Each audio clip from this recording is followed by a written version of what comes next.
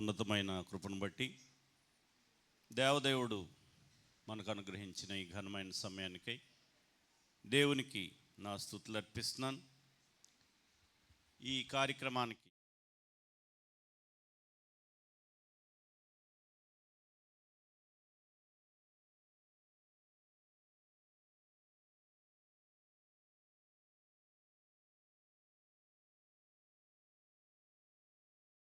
చేస్తున్నాను. అయ్యగారు చెప్పినట్లుగా సోదరులతో నాకు చాలా కాలం నుంచి పరిచయం ఉంది. 2000 సంవత్సరాలకు ముందు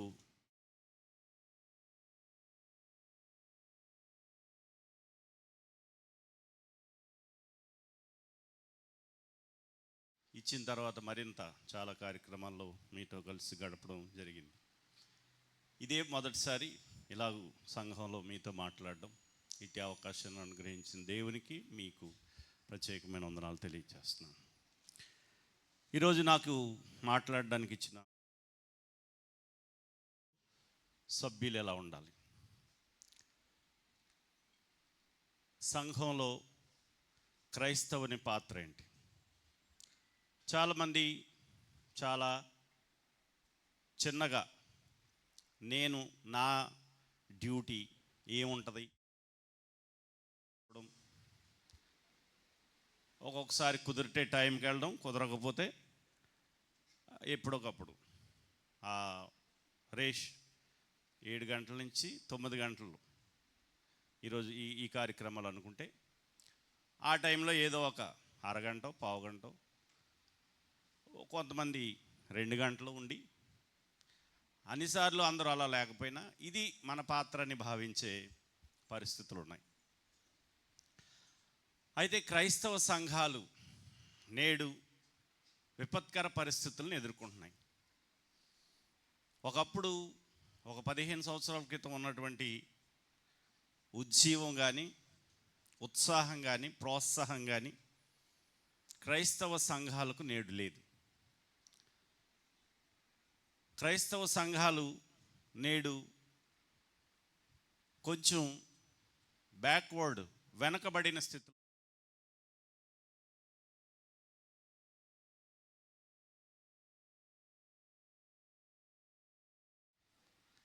సంఘంలో ప్రతి ఒక్కరూ వారి యొక్క విధి ఏంటి, నేనేం చేయాలి, నేను చేయడానికి ఏది అసైన్ చేయబడ్డది, ఏది నిర్ణయించబడ్డది, నేను ఏం పని చేస్తే చేయగలను, నేనేం పని చేస్తే బాగుంటుంది, ఇలాంటి ప్రశ్నలు క్రైస్తవులు వేసుకోవాలి. క్రైస్తవులు చాలా ఎలర్ట్గా ఉండాలి, ఆత్మీయంగా ఉండాలి. ఎందుకనంటే వచ్చే కాలమంతా క్రైస్తవులకి గడ్డు కాలమే. పరిస్థితులేమి అంత సమంజసంగా లేవు, సాధారణంగా లేవు. ఇది మొట్టమొదటిగా మనం గుర్తుపెట్టుకోవాల్సింది. అయితే ఆదిమ సంఘంలో ఉన్న పరిస్థితుల కంటే క్లిష్టమైన పరిస్థితులు నేడు లేవు.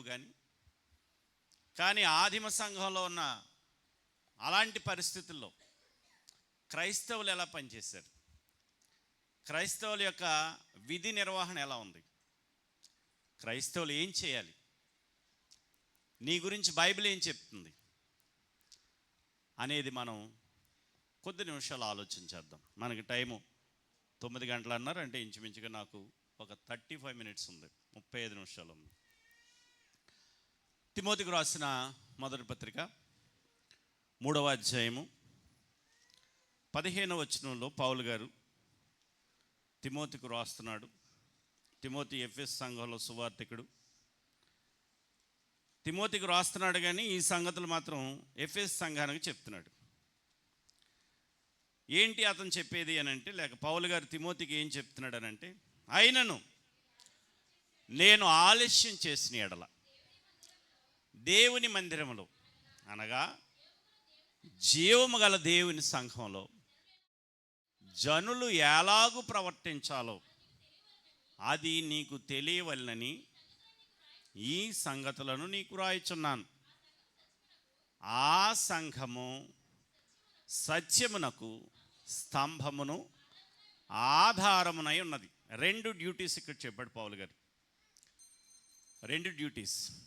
జీవము గల దేవుని సంఘంలో జనులు ఎలా ఉండాలి అనగా ఎఫెసు సంఘం ఎలా ఉండాలి. ఎఫెసు సంఘానికి చాలా మంచి పేరు ఉందండి, చాలా మంచి కమాండేషన్ ఉంది. ఆ సంఘానికి ఉన్న గొప్పతనం ఏంటనంటే, ఆ సంఘం దేవుని పనిలో కానీ దైవ చిత్తాన్ని అనుసరించడంలో కానీ అన్నిటిలోనూ ఫార్వర్డ్గానే ఉన్నట్టుగా మనకి ప్రకటన గ్రంథంలో చెప్పబడ్డది. ప్రకటన గ్రంథంలో మనకి చెప్పబడిన సంఘాల్లో మనం 2వ అధ్యాయంలో ఎఫెసు సంఘాన్ని చూస్తాం. 2వ అధ్యాయం మొదట్లో ఎఫెసులో ఉన్న సంఘపు దూతకు ఇలాగు రాయము, 7 నక్షత్రములు కుడి చేత పట్టుకుని 7 దీపస్తంభముల మధ్య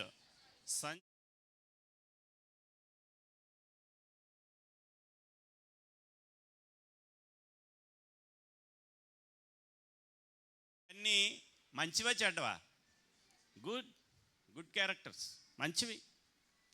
తర్వాత నీవు దుష్టిని సహింపలేద, నీవు అపోస్తులు కాకయే తాము అపోస్తులమని చెప్పుకుని వారిని పరీక్షించి వారు అబద్ధికులను నువ్వు కనుగొంటువని, నీవు సహనము కలిగి, ఇది జాగ్రత్తగా వినాలి 3వ వచనం, నీవు సహనము కలిగి నా నామము నిమిత్తము భారము భరించినప్పటికీ అలయలేదని నేను ఎరుగుదును. ఎంత పెద్ద కమాండేషను, ఎంత పెద్ద మంచి ఆధిక్యత ఈ సంఘానికి. అలాంటి సంఘంతో మాట్లాడుతున్నాడు. లాస్ట్లో మనం మాట్లాడతాం. అయితే ఈ సంఘానికి ఒక లోపం ఉంది, ఒక లోపం చెప్పాడు. అయినను నీ మీద నేను నేరం ఒకటి మోపవలసి ఉంది అని చెప్పాడు. ఏంటయ్యా నేరం అని అంటే, నీ దగ్గర ఏం పోయింది? మొదట నీకున్న ప్రేమ పోయింది. మరి అలా పోతే ఏంటి రిజల్ట్స్, ఫలితం ఏంటి అంటే అది కూడా మనం లాస్ట్లో మాట్లాడదాం. సరే, మొత్తానికి ఎఫెసు సంఘం చాలా మంచి సంఘం. క్రైస్తవులు దేవుని నిమిత్తం భారం భరించారు, అలసిపోలేదు. నేను ఇంత పని చేశాను, నేను అంత పని చేశాను, నేనే భరిస్తున్నాను, నేనే సంఘానికి మూలం అనుకోలేదు, అలసిపోలేదు. They stood for the depend upons the gospel of Christ. దేవుని విశ్వాస సువార్త పక్షముగా నిలబడ్డారు. అది ఆ సంఘానికి ఉన్నటువంటి ఆధిక్యత. అయితే ఇక్కడ 2 క్వాలిటీస్ గురించి మాట్లాడాడు. ఏంటనంటే, మీరు సంఘానికి స్తంభం. సంఘానికి ఏంటి? స్తంభం. ఎవరు స్తంభం? ఇక్కడున్న సంఘానికి స్తంభం ఎవరో చేయొద్దండి. ఇక్కడున్న సంఘానికి స్తంభం ఎవరో చేయొద్దండి. వెనకాల మా అమ్మగారు ఎత్తుతున్నారు. అంటే చెయ్యెత్తమంటే ఎత్తేవాళ్ళు కొంతమంది ఉంటారు, ఎందుకైనా కానీ.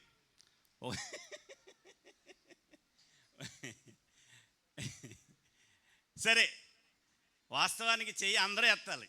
ఎందుకనంటే మీరు అందరూ ఎక్కడ ఉన్నారు? రైట్, సంఘంలో ఉన్నారు కనుక మీ గురించి మాట్లాడుతున్నాడు. మీరేంటనమాట? సంఘంలో స్తంభం. ఎవరు స్తంభం? ఎవరు స్తంభం? నేనేం చెప్పండి. నేనే జీవము గల దేవునికి సంఘానికి, లేక ఇక్కడ కోరింట్లో ఉన్న సంఘానికి నేనే స్తంభాన్ని. స్తంభానికి ఉన్న ఆధిక్యత ఏంటనంటే, స్తంభానికి ఉన్న ఆధిక్యత ఏంటండి? స్తంభం ఏం చేస్తుంది? స్తంభం అని ఎందుకు చెప్పాడు? స్తంభం అని ఎందుకు చెప్పాడనంటే, ఇట్ షోస్, ప్రదర్శిస్తుంది, చూపిస్తుంది, తెలియచేస్తుంది. ప్రభువు చెప్పారు కదా, దీపం వెలిగించిన తర్వాత దాన్ని ఎక్కడ పెట్టకూడదు? కొంచెం కింద, మంచం కింద పెట్టకూడదు. ఎక్కడ పెట్టాలి? ఎందుకని? కనబడాలి, ప్రదర్శించాలి. అంటే సంఘాన్ని, క్రైస్తవ్యాన్ని ప్రదర్శించవలసింది, చూపించవలసింది, క్రైస్తవ్యాన్ని విస్తరించవలసింది, క్రైస్తవ్యాన్ని ఇతరులకు చాటాల్సింది ఎవరన్నమాట? నేనే. పర్సనల్గా నువ్వే. నువ్వు నేను జీవం గల దేవుని సంఘానికి ఏమై ఉన్నాం? స్తంభం. అంటే ఈ జీవం గల దేవుని సంఘానికి సంబంధించిన దైవ చిత్తాన్ని, సత్యాన్ని లోకానికి ప్రకటించవలసిన బాధ్యత మన మీద ఉంది. లోకానికి ప్రకటించవలసిన బాధ్యత ఎవరి మీద ఉంది? మన మీద ఉంది. ప్రతి ఇండివిజువల్ చాలాసార్లు సువార్తను గురించి ఆలోచన చేస్తూ క్రైస్తవులు చాలా సులువుగా తప్పించుకుంటారు. ఎలా అంటే ఇది ఎవరి బాధ్యతని భావిస్తారు? దైవజనులు చూసుకుంటారు. ఎవరు చూసుకుంటారు? దైవజనులు చూసుకుంటారు. దైవజనులు చూసుకుంటారా? నువ్వు చూసుకోవాలా? నువ్వే చూసుకోవాలి. నువ్వే స్తంభం. నిన్ను దేవుడు స్తంభంగా పెట్టాడు. స్తంభంగా పెట్టిన నీవు ఆ స్తంభాన్ని ఉపయోగించట్లేదు. పూర్వం మా చిన్నప్పుడు ఇలాంటి వీధి దీపాలు ఉండేవి కాదు, కరెంటు స్తంభాలు ఉండేవి కాదు. ఒక స్తంభం, పాతి కర్రల స్తంభం, దాని మీద లాంతర్లు పెట్టేవారు. సాయంత్రం వచ్చేసరికి ఒకడు పంచాయతీ తరపున వచ్చి అన్ని వీధుల్లోనూ లాంతర్లు పెట్టి వెళ్ళేవాడు. అది అక్కడ ఉండేది, అందులో కృష్ణలు వేసి లాంతర్లు పెట్టి వెలిగించాలి. అది అతని డ్యూటీ. అతను అలా చేయడం ద్వారా అందరికి ఏమొస్తుంది? వెలుగు వస్తుంది. అది అతని డ్యూటీ. నేను చేయనంటే కుదరదు. అతని డ్యూటీ అది. డ్యూటీ ఏదైనా ఉంటే ఆ డ్యూటీ అతను చేయాలి ఖచ్చితంగా.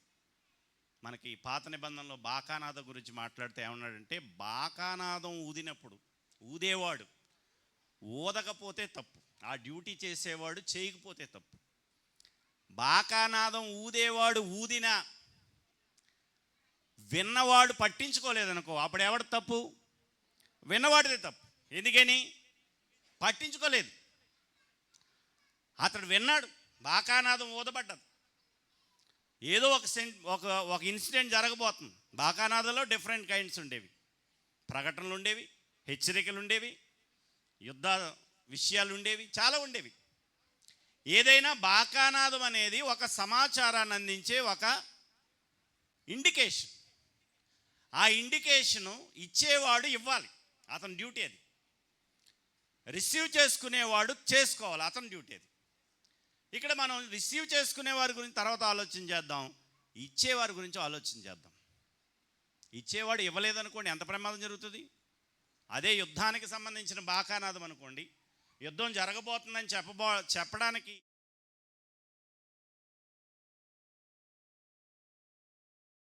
దాన్ని ఊదలేదు, యుద్ధం వచ్చింది, శత్రువుల చేతిలో వీళ్ళు చనిపోయారు. అంతటికి కారణం ఎవరు? ఆడే, బాకానాదం ఊదలేనోడే. అంటే అతని డ్యూటీ చిన్నదైనా అతనుకున్న ఔన్నత్యం గొప్పది, అతని పని గొప్పది. సో మనకి ఇవ్వబడిన పని అలాంటిదే. క్రైస్తవుడు జీవం గల దేవుని సంఘంలో స్తంభం.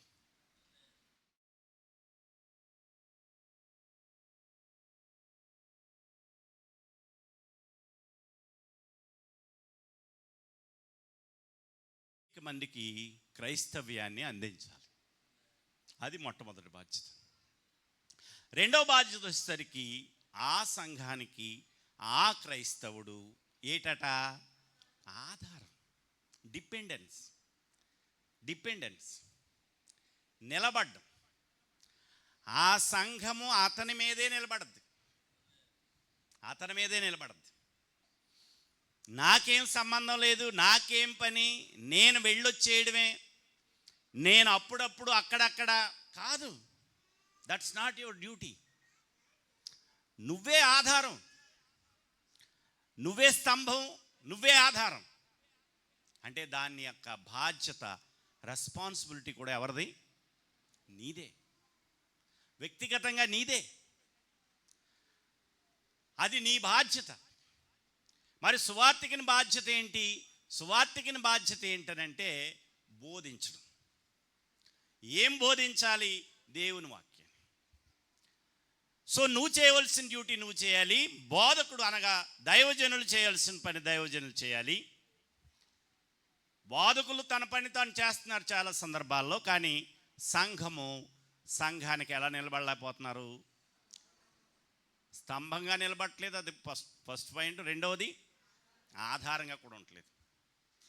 You are the important person in the church. సంఘంలో నువ్వు చాలా ముఖ్యమైన వ్యక్తివి.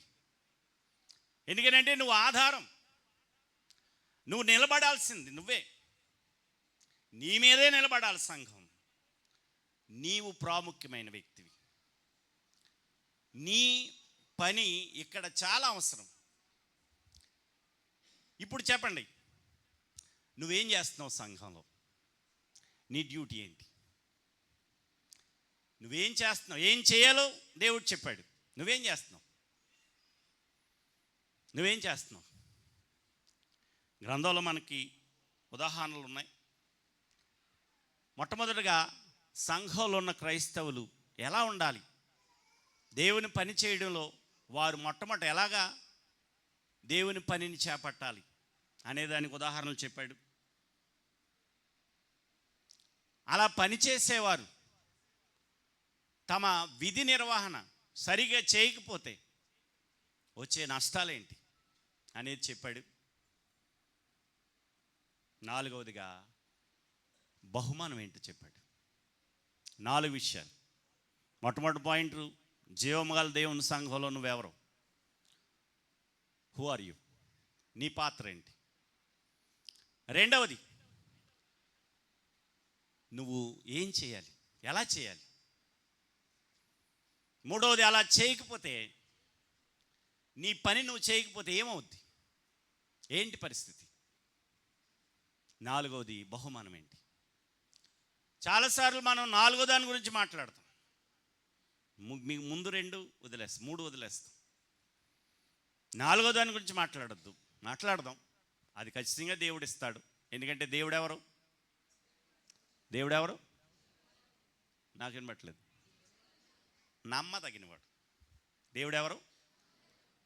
నమ్మదగినవాడు. మనకి సంఖ్యాకాండం 24 అధ్యాయంలో మంచి మాట చెప్పాడు. ఆయన అబద్ధమాడుటకు నరుడు కాడు. అంటే దేవుడు ఏం చేయడు? అబద్ధమాడు. అంటే మనం ఏం ఆడతాం? ఒప్పుకున్నారు, సంతోషం. అబద్ధం అయితే ఆడతారు. దేవుడు అబద్ధమాడు. ఆయన అబద్ధమాడుటకు నరుడు కాడు. కనుక దేవుడు నమ్మదగినవాడు. ఆయన చెప్పిన కార్యాలు ఆయన నెరవేరుస్తాడు. ఆయన ఇస్తానన్నది ఆయన ఇస్తాడు. ఆయన చేస్తానన్నది ఆయన చేస్తాడు. ఆయన నమ్మదగినవాడు. అయితే జీవం గల దేవుని సంఘంలో నీవు నీ జీవితాన్ని దేవునికి ఎలా సమర్పించుకోవాలో కొరింథీయులకు రాసిన మొదటి పత్రిక 16 అధ్యాయము 15వ వచనంలో పౌలు గారు చెప్పాడు. మనకిక్కడ అంతకుముందు మనకంటే ముందున్నవారు ఎలా సమర్పించుకున్నారో ఉదాహరణ చెప్పడం ద్వారా అది మనకు వర్తిస్తుంది. ఏమన్నాడు అక్కడ?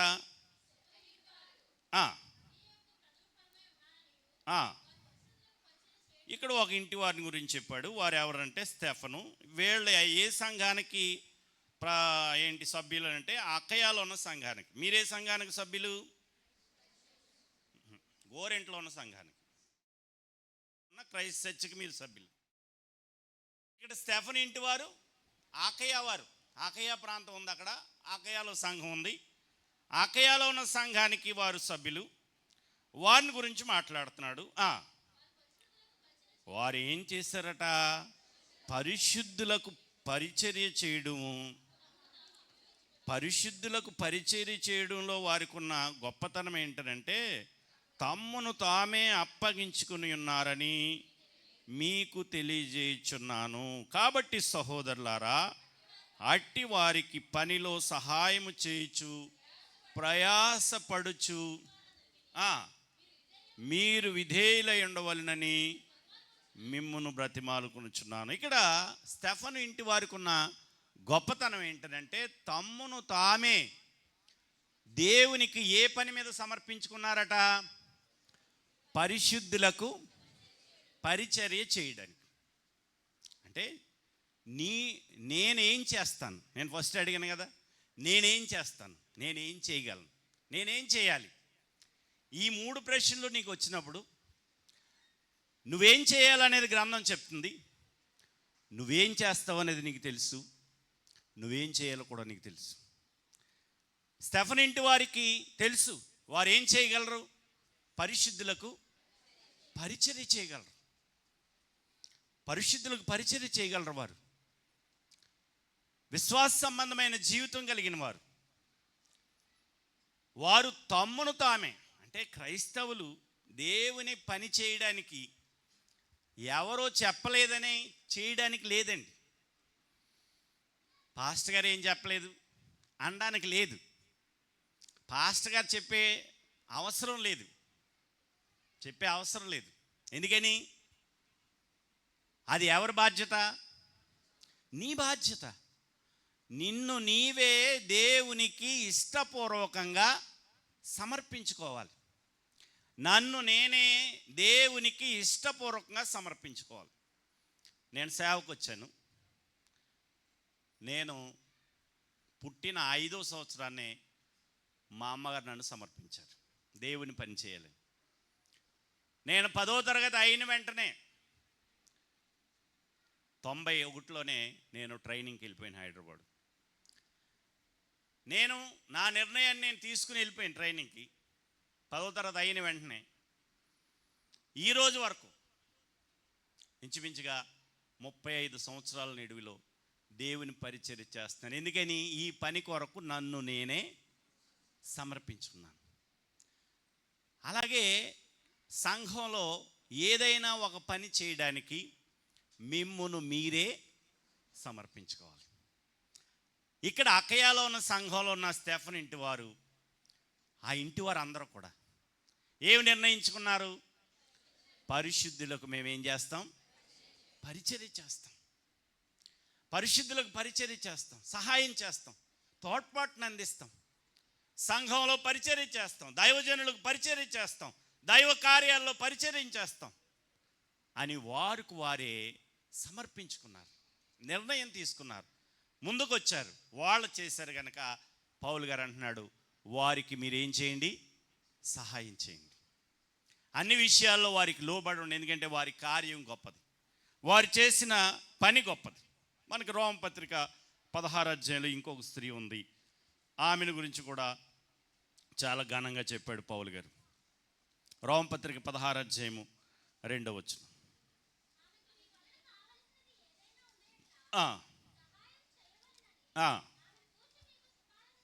సిఫారసు చేయుచున్నాను, ఆమె అనేకులను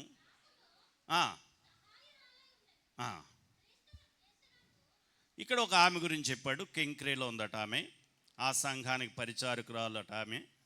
ఆమె పేరు ఫీబే, అను మన సహోదరి అని చెప్పాడు.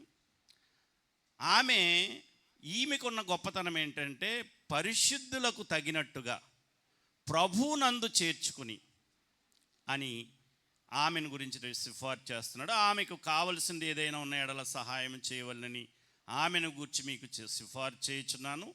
ఆమె అనేకులకును నాకును సహాయకురాలై ఉండెను. ఇది ఆమెకున్న గొప్పతనం ఏంటి? సహాయకురాలు. పౌలు గారు మాట్లాడుతున్నారు. పౌలు గారు ఎవరు? సువార్తికుడు, సేవకుడు, దైవజనుడు, సేవకుడు మాట్లాడుతున్నాడు ఈ మాటలు. ఆమె నాకు సహాయకురాలుగా ఉంది, ఆమె మన సహోదరి, ఆమెకు మీరు సహాయం చేయండి. నాకొక్కడికే కాదు, అనేకులకు కూడా సహాయంగా ఉంది. ఫీబే అనే ఆమె దేవుని పనిలో సహాయం చేయడానికి ఆమె నిర్ణయించుకుంది. ఎవరు చెప్పారు? ఎవరు చెప్పలేదు, తనకు తానే చేసింది. దేవుని పనిలో సహాయం చేయడానికి ఆమె తన్ను తాను సమర్పించుకుంది గనక ఆమెకు సహాయం చేయమని పౌలు గారు రోమా సంఘానికి సిఫార్సు చేస్తున్నాడు. కనుక సువార్త పనిలో సువార్తికులకు సహాయం చేయడం అనేది ఒక డ్యూటీ. అది ఎవరు చేయగలరో వారు దానికి ముందుకు రావాలి. ఇందాక పరిశుద్ధులకు పరిచర్య చేయడం ఒక డ్యూటీ అని చెప్పాం. ఇప్పుడు మరలా ఫీబే అనే ఈ సహోదరుని బట్టి ఏం చూస్తున్నాం? సేవకునికి, దైవజనుడికి ఏం చేయాలి? సహాయం చేయాలి. దైవజనుడికి ఏం చేయాలి? సహాయం చేయాలి. అన్ని విషయాల్లో, దేవుని పని విషయంలో, ఆయన ప్రయాణాల విషయంలో, ఆయన చేస్తున్న పని విషయంలో, అన్ని విషయాల్లో. ఈమె అలాంటిది. అందరికీ ఒకే పని ఉండదండి, అది కూడా మనం నేర్చుకుంటాం. అందరికీ ఒకే పని ఉండదు. అందరికీ ఒక పని ఉంటే కుదరదు. ఒక్కొక్కరు ఒక్కొక్క పని చేయాలి. జనరల్గా రెండు చెప్పాను నేను. జనరల్గా ఏంటంటే, నువ్వే సంఘానికి ఆధారం, అనగా ఎత్తి చూపేది నువ్వే, ప్రదర్శించేది నువ్వే, నీవు లోకానికి వెలుగు, నీవు దేవుని వాక్యాన్ని ఇతరులకు చాటాల్సిన అవసరం ఉంది. రెండవది, ఆ సంఘం నీ మీదే ఆధారపడి ఉంది, నువ్వే దానికి ఆధారం, నీ మీదే సంఘం లేక జీవము గల దేవుని సంఘం నిలబడుతుంది అనేది జనరల్. అయితే స్పెసిఫిక్గా నీవు నేను సువార్త పనిలో, సంఘంలో ఏ పాత్ర పోషించాలనంటే, ఇదిగో మనకు కొంతమంది అలాంటి పాత్రలు పోషించిన వారు ఉన్నారు. వారిని ఉదాహరణగా తీసుకుని మనం ముందుకు వెళ్ళవలసిన అవసరం ఉంది. ఫిలిప్పీ పత్రికలో కూడా ఒక సహోదరుని గురించి మాట్లాడాడు పౌలు గారు. ఆమె కూడా జీవము గల దేవుని సంఘంలో ఉండి సువార్త పనికి సహకారంగా ఉందని చెప్పాడు. ఫిలిప్పీలకు రాసిన పత్రిక 4:3 కొంతమంది పేర్లు చెప్పాడు అక్కడ.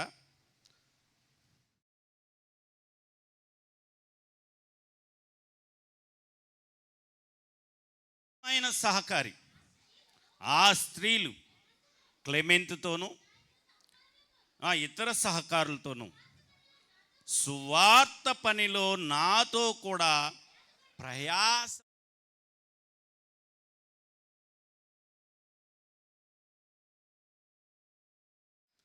సహాయం చేయడం సాధారణం కాదు. ప్రయాసపడ్డారు. అంటే రాత్రి అనక, పగలనక, ఆకలి అనక, వస్త్రం అనక దేవుని పని చేయడంలో ప్రయాసపడ్డారు. సో సువార్త పనిలో ప్రయాసపడిన వారిని గురించి మాట్లాడుతున్నాడు. కొంతమంది స్త్రీలు ఉన్నారు, కొంతమంది పురుషులు ఉన్నారు. ఎప్పుడైనా సాధారణంగా ఏవైనా జరిగితే తప్ప సువార్త పనిలో మనం పాల్గొందాం, మనం వెళ్దాం, మనం చేద్దాం, ప్రయాసపడదాం, ఈ క్రమంలో పనిచేద్దాం అనే క్రైస్తవులు తక్కువైపోయారు. లేరని నేను అంటలేదు. ఏమైపోయారు? తక్కువైపోయారు. ఆదిమ సంఘం అలా లేదండి. ఆదిమ సంఘం అలా లేదు. వాళ్ళకి శ్రమలు వచ్చాయి, చెదిరిపోయారు. ఎక్కడికి వెళ్తే అక్కడ ఏం పెట్టారు? సువార్త. ఎక్కడికి వెళ్తే అక్కడ సువార్త ప్రకటించుకుంటూ వెళ్ళిపోయారు. ఎందుకని? సువార్త ప్రకటించడం అనేది ఇందాక నేను చెప్పినట్టుగా అది వ్యక్తిగతమైన బాధ్యత, అందరి బాధ్యత. Everyone should do. ప్రతి ఒక్కరూ చేయాలి. ఎందుకంటే నీవే ఆ పని చేయాల్సిన దానివి వాడవి. అలా చేశారు వాళ్ళు. నేడున్న క్రైస్తవులు సువార్త పనిలో ప్రయాసపడుతున్నారనంటే లేదు, ప్రయాసపడట్లేదు, తక్కువగా పనిచేస్తున్నారని మనం చెప్పచ్చు. దాటేస్తున్నాను నేను. మనం ఎలా పని చేయాలి? 3వ పాయింట్కి వచ్చేసాను. ఎలా పని చేయాలి అంటే, ప్రతి అవయవము, ఎఫెసు పత్రిక 4:16 చెప్పాడు, ప్రతి అవయవము తన పరిమాణము చొప్పున పని చేయాలట. ప్రతి అవయవము తన పరిమాణము చొప్పున పని చేయాలి. ఎంత చేయగలవో, ఎలా చేయగలవో అంత, ఏం చేయగలవో అది. ఇక్కడ దేహం గురించి మాట్లాడాడు. దేహంలో అవయవాలు ఉంటాయి. అవయవాల్లో చిన్నవి ఉంటాయి, పెద్దవి ఉంటాయి. చిన్నవాటికి చిన్న పని ఉంటుంది, పెద్దవాటికి పెద్ద ఉంటుంది. పౌలు గారు ఏం చెప్పాడంటే, కొరింథీ పత్రిక 12 అధ్యాయంలోను, రోమపత్రిక 12 అధ్యాయంలో కూడా ఒక గొప్పతనం చెప్పాడు. ఏంటనంటే దేవుడట చిన్న అవయవాలకే ఎక్కువ ఘనత ఇచ్చాడట. అంటే మనం తక్కువగా చూసే వాటికే ఎక్కువ ఘనత ఇచ్చాడట. కనుక అవయవాలన్నీ పనిచేయాలి. సరదాగా ఒక విషయం చెప్తాను. ఒకరోజు ముక్కుకి కోపం వచ్చిందంట. ఏం చేస్తుంది ముక్కు? నాగలాడోడు కాలజోడు దీని మీదే పెడతాను. ప్రాబ్లం ఎక్కడ? కళ్ళుకి. కాలజోడు ఎక్కడ పెడతాను? ముక్కు మీద పెడతాను. ముక్కు కోపం వచ్చిందంట. నా మీద తీసేయందట. ఏం చేయబంది? నా మీద తీసేయందట. సరే తీసాడు. తీసేస్తే ఇప్పుడు ఏం కనపడవు? కళ్ళు కనపడవు. వెళ్ళి ఎదురుగుండా ఉన్న గోడను గుద్దేసాడట. ముందు దేనికి తగులుతుంది? ముక్కు పగిలిపోయింది. బాగా చెప్పారు. ముక్కు పగిలిపోయింది. ఇప్పుడు అవయవాలన్నీ కలిసి పనిచేయాలా, విభేదించాలా? మన శరీరంలో అవయవాలన్నీ కలిసి పనిచేస్తాయా, విభేదిస్తాయా? సంఘంలో ఉన్న క్రైస్తవులందరూ కలిసి పనిచేయాలా, విభేదించాలా? కలిసి పని చేయడంలో కూడా పరిమాణం ఉంది. నువ్వు ఎంత చేస్తున్నావు, ఏం చేస్తున్నావు? మొట్టమొదటి నేను చెప్పినట్టుగా నేను టైంకి వచ్చి కూర్చుని టైంకి వెళ్ళిపోతానండి, నాకంటే గొప్ప విశ్వాసం లేరని ఊరికి నేను పొంగిపోయేవాళ్ళు కూడా చాలామంది ఉన్నారు. అది పని కాదు. అది దేవుణ్ణి ఆరాధన చేయడం. అది నీ డ్యూటీ, అది నీ బాధ్యత, అది నీ వ్యక్తిగతం. నువ్వు ఖచ్చితంగా సజీవంగా ఉంటే, బతుకుంటే నువ్వేం చేయాలి? దేవుణ్ణి స్తుతించాలి. కీర్తనగాడు చెప్పాడు కదా, సజీవులే కదా నిన్ను స్తుతించెదరు. మన్ను నువ్వు చనిపోయి ఉంటే ఈ పని చేయలేవు. బ్రతుకున్న నీకు అది బాధ్యత. నువ్వు బ్రతుకుంటే you should be attend in the church. సంఘ కార్యక్రమాల్లో నువ్వు తప్పనిసరిగా హాజరవ్వాలి. అది పని కాదు. పని ఉంది, నీ పని ఉంది. దానికి ఒక పరిమాణం ఉంది. నువ్వు చేయగలిగిన ఒక పరిధి ఉంది. చాలామంది చాలా చిన్నది చేసి భుజాలు తుడి చేసుకుంటారు. ఏంటి? పని చేశానని చెప్పుకోవడానికి, కష్టపడాలని చెప్పుకోవడానికి. నో, అది నీ పరిధి కాదు. అప్పుడు అంటారు కదా, ఒరే అది పిల్లలు చేస్తారు, నువ్వు అదులే అంటారు. అంటే ఈ పని చేస్తున్నాడు, పిల్లలు చేసే పని చేసి నేను చేస్తున్నాను అంటున్నాడు. నో, నీ పరిధిలో నువ్వు చెయ్యి. నీ కెపాసిటీ ఏంటి? నువ్వు ఏం చేయగలవు? మనకు ఒక ఉదాహరణ ఉంది. నెహెమ్యా రాజు దగ్గర గిన్నె అందించే పని చాలా ఉన్నతమైన స్టేటస్. ఎందుకంటే డైరెక్ట్గా రాజుతో మాట్లాడే పని ఎవరికి ఉంది? నెహెమ్యాకు ఉంది. డైరెక్ట్ రాజుతో మాట్లాడగలడు. కానీ రాజు ఒప్పుకోకపోతే నెహెమ్యా చచ్చిపోతాడు. కానీ రెడీడ్. ఎందుకని? తాను ఏ పరిధిలో ఎలా పని చేయాలో తనకు తెలుసు. ఆ పరిధిలో తాను పని చేయాలని గుర్తించాడు. ఆ పరిధిలో ఆ పరిమాణంలో తాను పని చేయడానికి నిశ్చయించుకున్నాడు. ప్రార్థన చేశాడు. రాజు దగ్గరికి వెళ్ళాడు. అడిగాడు రాజుని.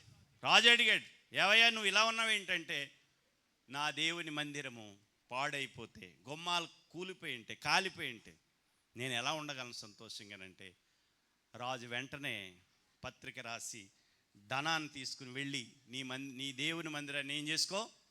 బాగు చేసుకో. ఎంత గొప్ప మనిషి, ఎంత గొప్ప పని చేశాడు. ఒక వ్యక్తే, కానీ అతను ఎక్కడున్నాడు? రాజు దగ్గర ఉన్నాడు. అతని స్టేటస్కి తగ్గిన పని చేయాలి. అతని పరిమాణాన్ని బట్టి పని చేయాలి. అతని పరిధిని బట్టి పని చేయాలి. చాలామంది తమ పరిధిని బట్టి పని చేయట్లేదు. చిన్ని పనులు. ఒక పూట భోజనం పెడతానండి నేను, పెట్టడం తప్ప అంటలేదు. అదొక్కటే కాదు, you have to do more. నువ్వు అంతకంటే ఘనమైన స్థితిలో చేయగలవు. చెయ్యి. అది నీ డ్యూటీ, నీ బాధ్యత. ప్రతి అవయవము దాని పరిమాణము చొప్పున పని చేయాలి అని గ్రంథం తెలియచేస్తుంది. చివరిగా మనం చర్చించుకుంటాం, ప్రతిఫలం ఉంది.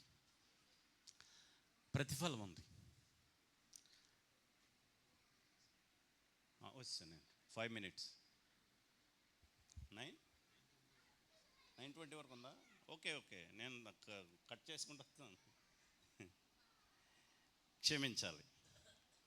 నేను ఇంకా 2వ పాయింట్ వదలలేదు. మనం మన పరిధిని, మన పరిమాణాన్ని గుర్తుపెట్టుకోవాలి. మనం ఏం చేయగలం, మనం ఎలా చేయగలం, మనం ఎంత చేయగలం. ఊరికినే మేము కూడా చేస్తామండి, మాది కూడా ఉందండి అని ఏదో ఒకటి చెప్పడానికి ప్రయత్నించడం తప్పులేదు, చేయడం తప్పు కాదు. That's not enough. అది నీ సామర్థ్యం కాదు. నీ సామర్థ్యం కొలిది నువ్వు పనిచేయాలి. నెహెమ్యా సామర్థ్యం ఏంటి? రాజు దగ్గర గిన్నె అందించే ఉద్యోగం, రాజుతో మాట్లాడడం. కొన్నిసార్లు ప్రమాదమే, బట్ ఈ స్టూడ్ ఫర్ ద డిఫెన్స్. సువార్త విశ్వాస పక్షాన నిలబడ్డానికి అతడు ఒప్పుకున్నాడు, నిర్ణయం తీసుకున్నాడు, వెళ్ళాడు, మాట్లాడాడు, పని జరిగింది.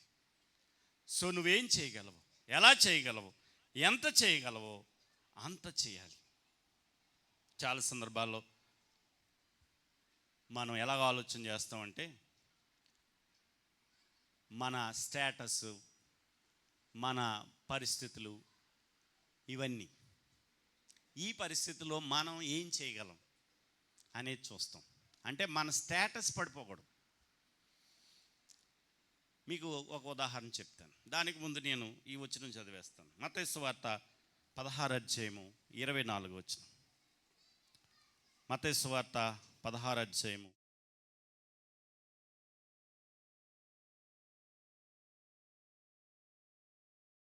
ఎవడైనను నన్ను వెంబడింపగోరిన ఎడల మొట్టమొదట తాను చేయవలసిన మొట్టమొదటి పని ఏంటంటే, you have to deny your self.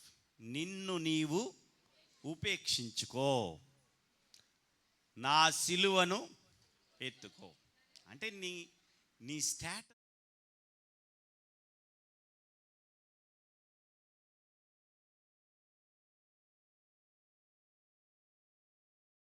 సంఘంలో ఒక ఆవిడ ప్రతిరోజు ఆదివారం వచ్చి చర్చ్ బిల్డింగ్ అంతా కడిగి, కుర్చీలన్నీ తుడిచి, సిట్టింగ్ అరేంజ్మెంట్స్ అంతా చేసి, అన్ని పనులు చర్చికి సంబంధించిన టాప్ టు బాటం అన్నీ తాను ఒక్కతే చేసేదట. ఆ సంఘంలో పెద్ద ఆయన ప్రతిరోజు ఆమె కష్టాన్ని, ఆమె పనిని చూసి, ఈమె చాలా నమ్మకంగా పనిచేస్తుంది, ఈమెకి మనం ఏదైనా సహాయం చేస్తే బాగుంటుందని ఆమెను అడిగారట. అమ్మ, నేను నీకేమైనా సహాయం చేయనా, ఏమైనా ఉద్యోగ రికమెండేషన్ చేయాలా అని ఆయన అడిగారంట. లేదు బ్రదర్, నాకు అలాంటిది ఏమి అక్కర్లేదని చెప్పి తన గురించి చెప్పిందంట. తాను అమెరికాలో ఉన్న ఒక ఉన్నతమైన కంపెనీకి CEO. తన జీతం నెలకొచ్చి సాధారణమైన ఉద్యోగుల కంటే 100 రెట్లు ఎక్కువ, 100 రెట్లు అంత జీతం. తన దగ్గరే, తన ఇంట్లోనే 10 మంది కంటే ఎక్కువ పనిచేస్తారు. తను చర్చిలోకి వచ్చి పనిచేస్తుంటే తన దగ్గర తనను చూసుకోవడానికి వచ్చేవారు అక్కడ కారు దగ్గర వెయిటింగ్లో ఉంటారు. బ్రదర్, నాకు అలాంటిది ఏమొద్దు, నేను పలానా, నేను ఇది సమర్పించుకున్నాను, ఇది చేయడానికి నేను ఇష్టపడుతున్నాను, దిస్ ఈజ్ మై రెస్పాన్సిబిలిటీ. నేను దేనికి ఒప్పుకున్నాను? చర్చ్ బిల్డింగ్ కడిగి శుద్ధి చేసి అన్నీ వేసి కుర్చీలన్నీ తుడిచి అంతా క్లీన్ చేసి పెట్టే బాధ్యత నేను తీసుకున్నాను. చాలామంది ఆ పని చేయడానికి ఎవరిని చూస్తారు? ఇప్పుడు కొత్తగా ఎవరినైనా పెడితే డబ్బులు ఇద్దాం అంటారు. ఆఫ్ కోర్స్ తప్పేం కాదు. But what is your responsibility? నీ పని ఏంటి? నువ్వు ఎవరి ముందు గొప్పలు చెప్పుకుంటున్నావు? ఎవరి ముందు గొప్పోడు, ఎవరి ముందు గొప్పదాను? లోకంలో అయి ఉండొచ్చు, దేవుని ముందు కాదు కదా. దేవుని ముందు అవునా? కాదు. దావీదు అంతటి మహారాజే చెప్తున్నాడండి, నేనెంతటి వాడను, నా జనులు ఎంతటి వారు. ఐశ్వర్యం నీది, గొప్పతనం నీది, రాజ్యము నీది, బలము నీది, ఏమని చెప్పను నేను. ఐఎమ్ ఆఫ్టర్ ఆల్, నువ్వు ఇచ్చినవి అన్నీ. ఎవరిచ్చినవి? మరి ఎందుకు ఊరికనే పెద్ద గొప్పగా పోతున్నాం? మనం ఎందుకు చేయం? మనం ఎందుకు వెళ్ళం? మనం ఎందుకు కడగం? మనం ఎందుకు తోడం? ఏదైనా సరే, అది చిన్నదైనా పెద్దదైనా, నీవు నిర్ణయం తీసుకో, నీవు పని చేయి, దానికి ప్రతిఫలం ఉంది. ప్రతిఫలం ఉంది. ప్రతిఫలం సాధారణమైంది కాదు. ప్రతిఫలం సాధారణమైంది కాదు. ముందే చెప్పాను నేను, ఎఫెసు సంఘాన్ని గురించి మాట్లాడుతూ ఆ సంఘానికి ఒక హెచ్చరిక చేశాడు. నీ దగ్గర ఒక లోపం ఉంది, ఆ లోపాన్ని సరి చేసుకున్నావా సరే, లేకపోతే ఏంటి చెప్పాడు? దీపస్తంభం అంటే ఏంటి తెలుసా?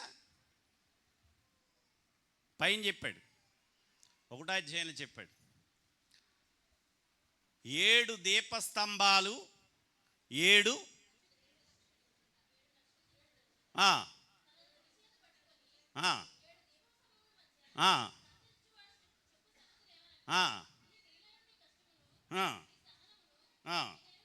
ఒకసారి దానికి మనకి ఆన్సర్ ఇచ్చేస్తాడు అక్కడే. 7 దీపస్తంభాలు ఏంటో చెప్పేస్తాడు. ఎన్నో వచ్చినవండి?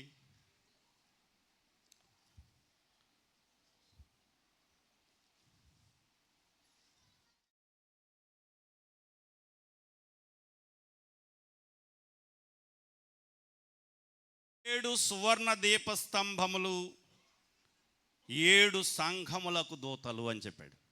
7 సువర్ణ దీపస్తంభాలు ఏటట అంటే 7 సంఘాలు అన్నమాట. రిప్రజెంటేషన్ దూత అని చెప్పాడు. ఇప్పుడు చూడండి, నీవు మారు మనసు పొందితేనే సరి, లేని ఎడల నేను వచ్చి నీ దీపస్తంభాన్ని తీసేస్తాను. అంటే ఏం పోద్ది అక్కడ? అంటే సంఘం అండి. పైన చదివాం కదా, 7 దీపస్తంభాలు ఏంటి? 7 సంఘాలకి దూతలు, రిప్రజెంటేషన్. అనగా 7 సంఘాల్లో ఒక సంఘాన్ని గురించి మనం మాట్లాడుకుంటున్నాం. ఆ సంఘమే పోద్ది. అంటే అంత ప్రమాదం ఉందన్నమాట. ఈ సంఘాన్ని ఏమంటారనంటే, కొంతమంది రచయితలు గుండె జబ్బున్న సంఘం అంటారు. ఏ జబ్బు ఉంది? గుండె జబ్బు. గుండె జబ్బు ఉన్న వాళ్ళు అంతా బాగుంటారండి, పైకంతా బాగుంటారు, కానీ చాలా ప్రమాదకరమైన స్థాయిలో వాళ్ళు ఉంటారు. వాళ్ళు జాగ్రత్తగా ఉంటేనే సరి, జాగ్రత్తగా ఉంటేనే సరి. డాక్టర్ గారు చెప్పేస్తారు, నేను ఎక్స్పీరియన్స్ చేశాను. నాకు హార్ట్ ప్రాబ్లం వచ్చినప్పుడు డాక్టర్ చెప్పేశారు, వరప్రసాద్ గారు మీకు హెచ్చరిక వచ్చేసింది, మీరు సెటరేట్ అయిపోవాలి, మీరు జాగ్రత్తగా ఉంటేనే ముందుకు వెళ్తారు, లేకపోతే నేను ఏం చేయలేను. ఎందుకని? ఇంపార్టెంట్. ఇందాక అయ్యగారు అన్నాను, నేను ఎక్కడ ఏమి తినండి, ఏమి తాగనని. ఇంతకితం అన్నీ తినేవాడిని, అన్నీ తాగేవాడిని. కానీ ఇప్పుడు ఏం చేయడానికి లేదు, ఏమి తినడానికి లేదు, ఏమి తాగడానికి లేదు. ఎందుకని? నాకేమొచ్చింది? హెచ్చరిక వచ్చింది. హెచ్చరిక వచ్చినప్పుడు ఏం చేయాలంటే, వీ షుడ్ సెట్ రైట్. మనల్ని మనం ఏం చేసుకోవాలి? సెటరేట్ చేసుకోవాలి. లేకపోతే మనం ఉండం. దీపస్తంభాన్ని తీసేస్తానన్నాడు. మరి ఎఫెసు సంఘం చాలా మంచిది కదండి, చాలా పనులు చేసింది కదా, ప్రయాసపడి భారం ఫీల్ అవ్వలేదు కదా, సువార్త పనిలో చాలా గొప్పగా ఉంది కదా, నీ క్రియలు నీ కష్టము నేను ఎరుగుదునని చెప్పాడు కదా. మరి ఏంటి లోపం అని అంటే చాలా పెద్ద లోపం. అదేంటనంటే ఆ సంఘము ఏం ప్రకటించట్లేదంటే సువార్త ప్రకటించట్లేదు. మొదటి ప్రేమ వదిలితివి అని చెప్పాడు. మొదటి ప్రేమ ఏంటండి? దేవుని ప్రేమకు ఏది నిదర్శనం? దేవుని ప్రేమకు మనం ఏది నిదర్శనం? దేవుని మనం ప్రేమిస్తున్నామంటే అర్థం ఏంటి? మొదటి యోహాను పత్రిక 5వ అధ్యాయంలో మనం దేవుని ప్రేమించుచున్నామా, మనం ఆయన ఆజ్ఞలను గైకొనవలెను. మనం ఆయన ఆజ్ఞలను గైకోవట్లేదా, మనం దేవుణ్ణి ప్రేమించట్లేదు. ఇప్పుడు చెప్పండి, మొదటి ప్రేమ వదిలేశారట అంటే మొట్టమొదటి ఆజ్ఞను వదిలేశారు. ఏంటి మొట్టమొదటి ఆజ్ఞ? యేసుక్రీస్తు ప్రభుది. అమ్మా నాకు వినబట్లేదు తల్లి. యేసు ప్రభు ఇచ్చిన మొట్టమొదటి ఆజ్ఞది దేవుడిచ్చిన ఆజ్ఞ.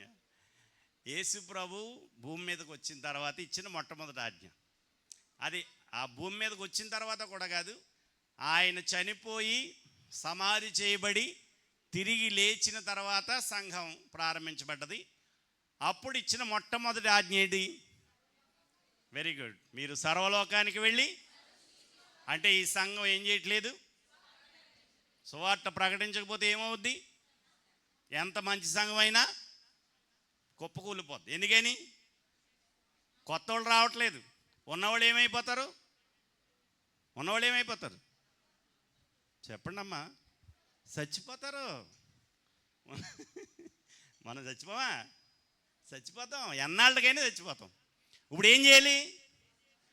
రావాలి, సువార్త ప్రకటించాలి, సంఘం ఎస్టాబ్లిష్ అవ్వాలి. బహుమానం ఉంది. బహుమానం ఏంటో చెప్తున్నాను, జాగ్రత్తగా వినండి. హెబ్రీ పత్రిక 6వ అధ్యాయము 10వ వచనం.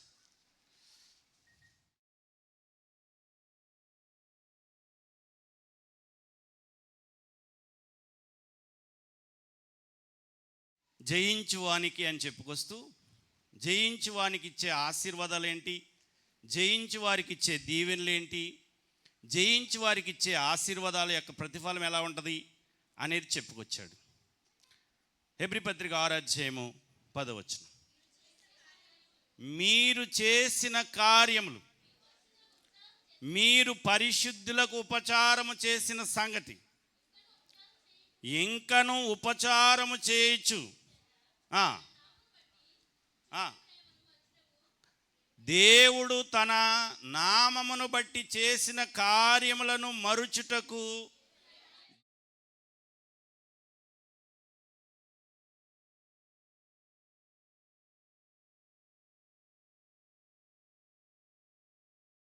ఫలితం ఉంది. మన కొరింథీయులకు రాసిన మొదటి పత్రిక 15వ అధ్యాయము 58వ వచనంలో మనం అందరం చదువుకుంటాం. ప్రభువునందు మీ ప్రయాస వ్యర్థము కాదని ఎరిగి స్థిరులను కదలని వారును ప్రభు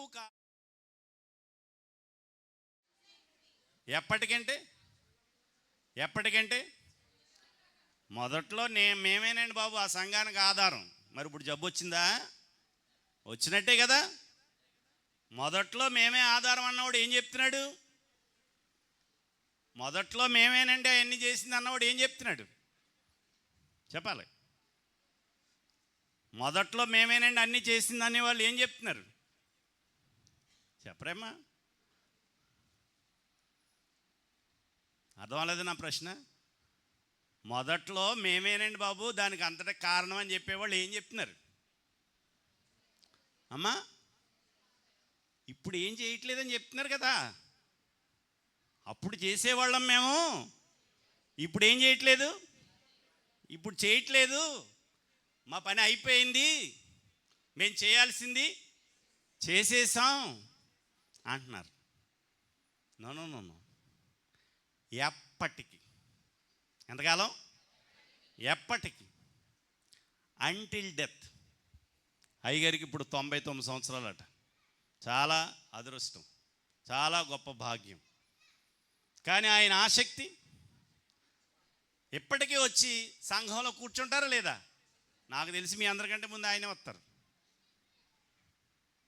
ఎప్పటికీ నేను అలాంటి వారిని అప్పుడప్పుడు చూస్తుంటాను. ఇందాక అయ్యగారు చెప్పాను, నూజివీడులో ప్రసాదరావు గారు అని ఒక ఆయన ఉన్నాడు. ఆయనకి అలాగే 90 క్రాస్ అయినాయి, కానీ ఎప్పుడు ఆయనే ఫస్ట్ వస్తాడు, ఆయనే ప్రారంభం. ఆయన చాలా స్ట్రైట్ ఫార్వర్డ్గా మాట్లాడతాడు, పనులు చేస్తాడు. ఎప్పటికీ ఆసక్తి తగ్గిపోదు. క్రైస్తవులు చనిపోయేంత వరకు అంటిల్ డెత్ పని చేయాలి.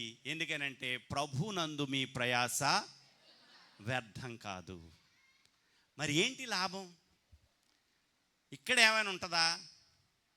ఇక్కడ ఏమైనా ప్రతిఫలం ఉంటుందా అంటే ప్రభు చెప్పాడు,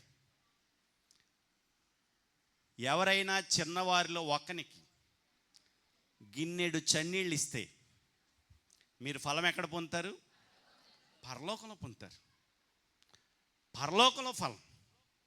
ప్రకటన గ్రంథంలో 2-3 అధ్యాయాలు మీరు జాగ్రత్తగా చదివితే 7 సంఘాలకి మాట్లాడుతున్నప్పుడు ప్రతి సంఘాన్ని గురించి మాట్లాడుతూ చివరిగా ఏమన్నాడనంటే జయించు వాని గురించి మాట్లాడాడు.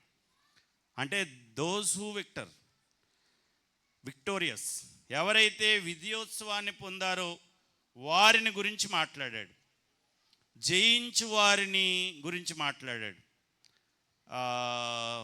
2వ అధ్యాయంలో 7వ వచనం, జయించు వానికి దేవుని పరదేశులో ఉన్న జీవవృక్ష ఫలమును అనుభవింపనిత్తును అని చెప్పాడు.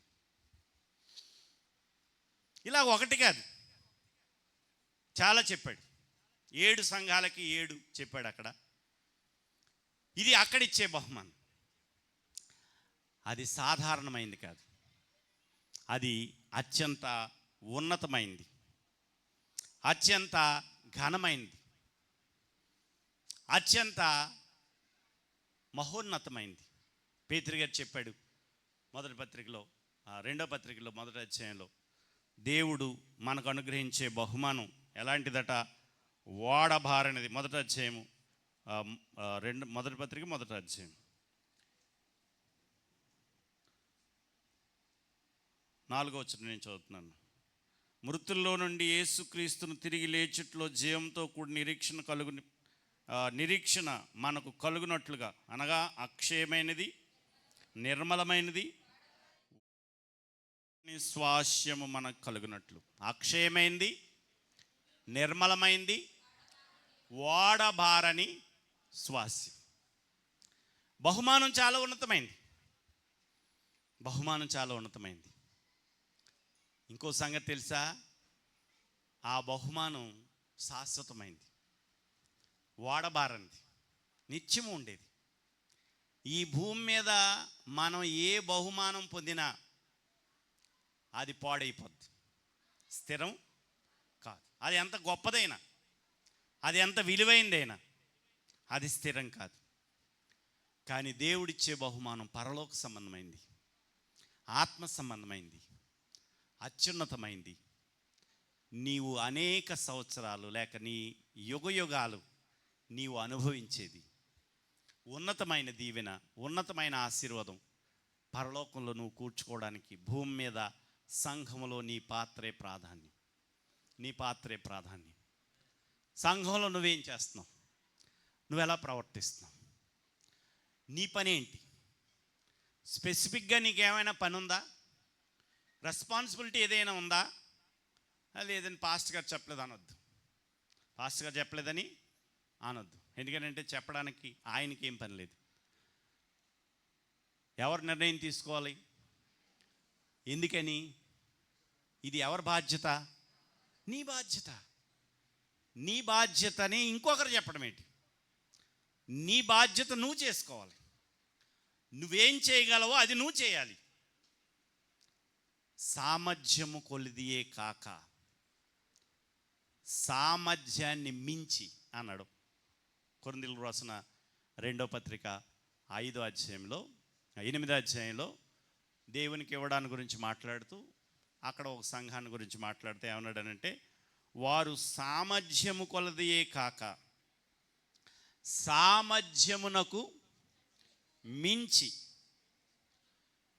తమంతట తామే, ఈ రెండు మాటలు జాగ్రత్త పెట్టుకోండి. సామర్థ్యము కొలదియే కాక సామర్థ్యమునకు మించి ఎక్కువ, తమంతట తామే. ఎవరు చెప్పక్కర్లేదు. ఎవరు చెప్పాలండి? ఎవరు చెప్తారు? నువ్వే ఆధారం అయినప్పుడు, నువ్వే బాధ్యత అయినప్పుడు ఇంకెవరు చెప్తారు? ఇంకెవరో ఎందుకు చెప్పాలి? ఇంకెవరో చెప్పేదాకా నువ్వెందుకు వెయిట్ చేయాలి? బహుమానం పొందేది ఎవరు? నువ్వే కదా. మరి పని చేయాల్సింది ఎవరు? నువ్వే కదా. మరి పని చేయకపోతే బహుమానం వస్తుందా? మాకు బహుమానం వద్దంటారా? కావాలన్నప్పుడు నువ్వు ఖచ్చితంగా ఏం చేయాలి? పని చేయాలి.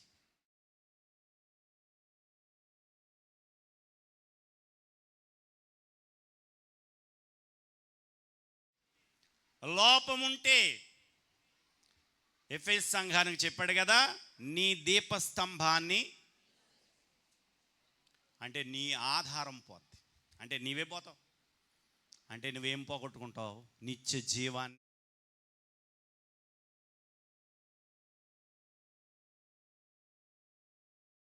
వచ్చామా వెళ్ళామా అన్నట్టుగా ఉండొద్దండి. వచ్చామా వెళ్ళామా అన్నట్టు.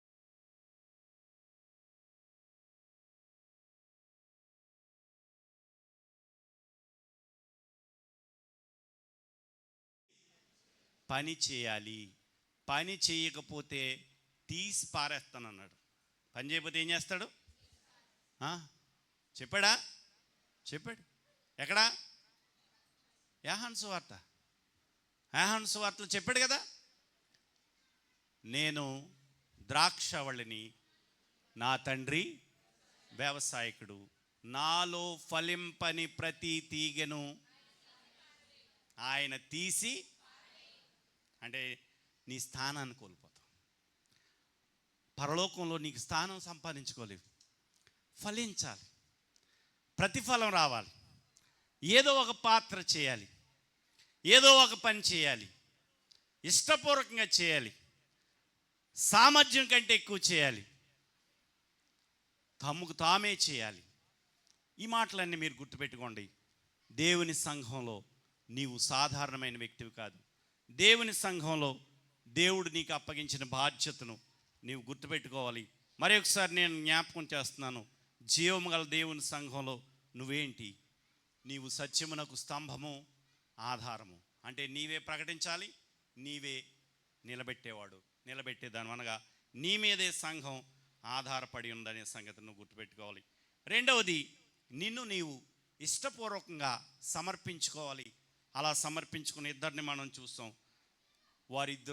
వారికి వారు సమర్పించుకుని దేవుని పనిని చేశారు. మొట్టమొదటిగా స్టెఫను ఇంటి వారు, రెండవదిగా ఫీబే. అలాగే ప్రతి అవయవము ఎలా పని చేయాలనే దాని గురించి, ప్రతి అవయవము దాని పరిమాణం చెప్పిన పని చేయాలి. ప్రతి అవయవము పని చేయాలి. ఏ అవయవమైనా పని చేయకపోతే ఆ అవయవము ఏం కలుగు చేస్తుంది? లోపాన్ని కలుగు చేస్తుంది. అవయవం లోపాన్ని కలుగు చేస్తుంది. ఇప్పుడు చాలామందికి, అందరికీ ఏమొస్తుంది? షుగర్ వస్తుంది. షుగర్కి కారణం ఏంటి?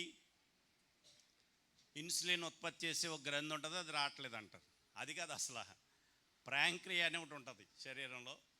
అది సరిగా పనిచేయకుండా మనం తినే ఆహార పదార్థాలు దాన్ని పాడు చేస్తాయి ఫస్ట్. అప్పుడు అది ఇన్సులిన్ మీద ప్రభావం చూపిస్తుంది. సో ఏదైనా చిన్న అవయవం, ప్యాంక్రియా అనేది ఎంతమంది తెలుసు? చాలామందికి తెలియదు. కానీ దానివల్లనే ఏమొస్తుంది? షుగర్ వస్తుంది. సో చాలా విషయాల్లో మనం బాధ్యత కలిగి ఉండట్లేదు. బాధ్యత కలిగి ఉంటే బహుమానం ఉంది. ఒకవేళ బాధ్యత లేకపోతే మనం ఏం పోగొట్టుకుంటాం తెలుసా?